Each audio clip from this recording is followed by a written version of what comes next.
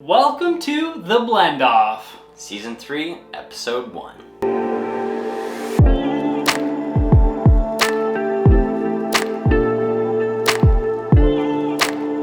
Welcome back to Tipsy Whiskey Shenanigans. I'm Steven. I'm Alec. And today we rip the first day of Season 3 of The Blend Off. The Blend Off. But before we get into that, please do us that favor, like and subscribe on this video. And as always, The Blend Off is a series where me and Alec blindly pick a bottle, unbeknownst to each other, which bottle the other participant selected, and then we blindly blend them together to find out who is the best blendologist. Still not a word. Still not a word, I know that. So this is the first episode of a new season. The first season, I took a lead pretty quick and I kind of stayed out ahead. Last season was really close, so now I'm kind of concerned because I feel like we're pretty matched with our blending skills. Yeah, so I've started to put a little bit of cocaine in Steven's blend so that way he doesn't understand what's going on anymore. Yes. But Alec, despite all that cocaine in those drinks, what whiskey did you pick for this beginning episode of Season 3? So this was inspired by the advent calendar that we've recently been running. You started the first video. Yes, so I chose American Prairie Bourbon. And this is a bourbon that I think we've probably had for more than 6 months. Definitely more it's probably been a year at this point. Okay, I was gonna say, this is an old bottle. Yeah, we don't really drink it a lot because most of our bottles, either they have special stories behind them or special meanings, and we just forgot about this one. We love it, or we constantly rotate it through it and we drink it. Yes, but this one was easily forgotten, put in the back of the shelf, didn't come out for a long time until Olivia picked it out for the advent calendar, and we tried it, and I was super taken back by it. It's a very rye bourbon. It's got a lot of spice. It's not overly complex, but it's something simple. So I thought it might come in good with the blender. Yeah, it was a very interesting start to the advent calendar. Without giving too much, because you'll probably see that starting here in a few weeks. We just had to start early and batch them a little bit and release them on time. Exactly. And I picked the Adventure Stills Peralta Bourbon. Local favorite of mine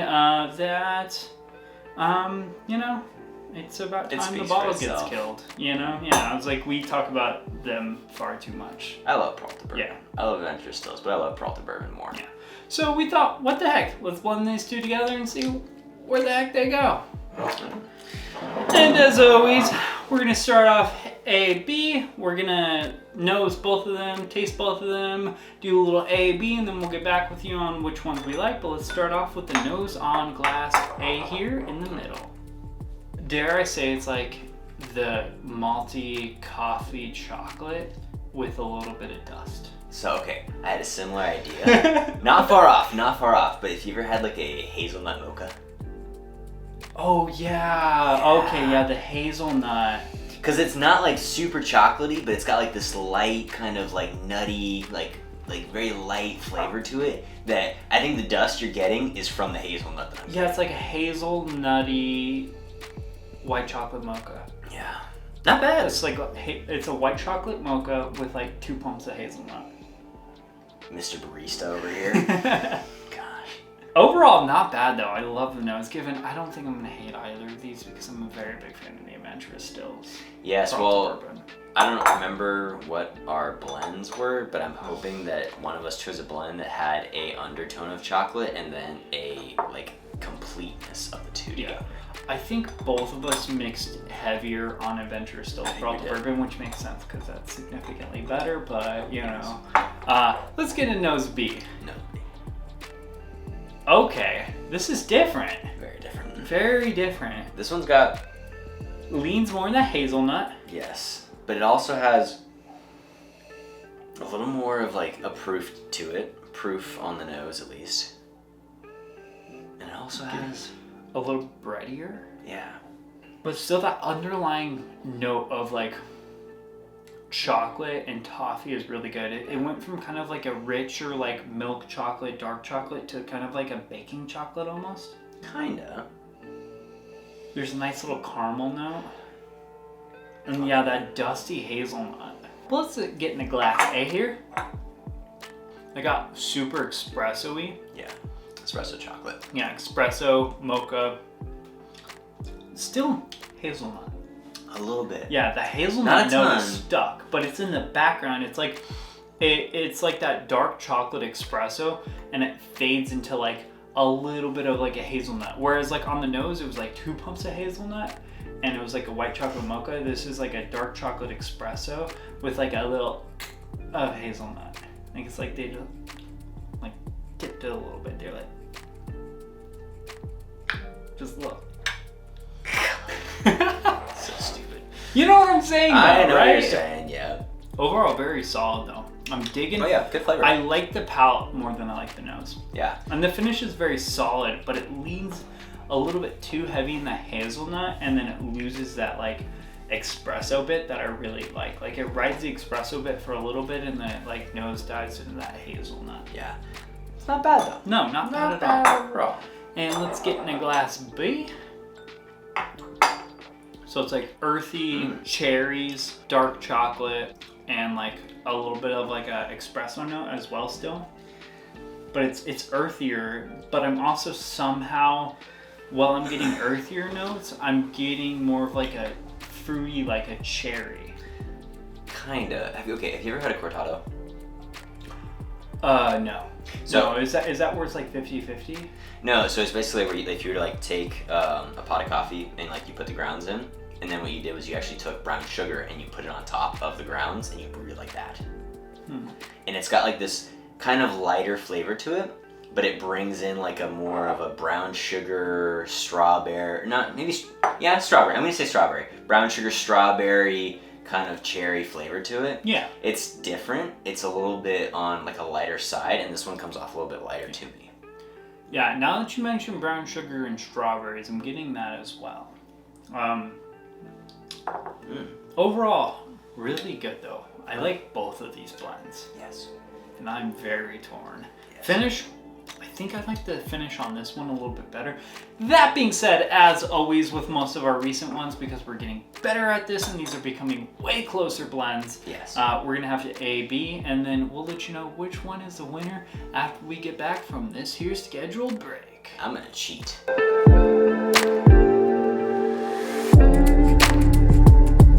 All right, and we are back, and we have a verdict. And Alec, what was the winner? So we decided overall that Glass B was better. Glass B had a lot more of this culminating feature of fruitiness, chocolate, espresso, a little bit of like cinnamon, or not cinnamon, brown sugar, and overall just like a really good melting pot of flavor. Yeah, a little bit of hazelnut. A little bit of hazelnut. Whereas A was a little single-sided with it just being the dark chocolate espresso hazelnut, which I would like to say both these were really, really good blends. Yes. Which I think we are completely adore this bottle, whereas this bottle we're But I think that these bottles Yes. together are a very yeah, they good make blend. a good blend. Because so we kind of talked it out. I think we A-B'd for like a hot minute. It was too long, too long.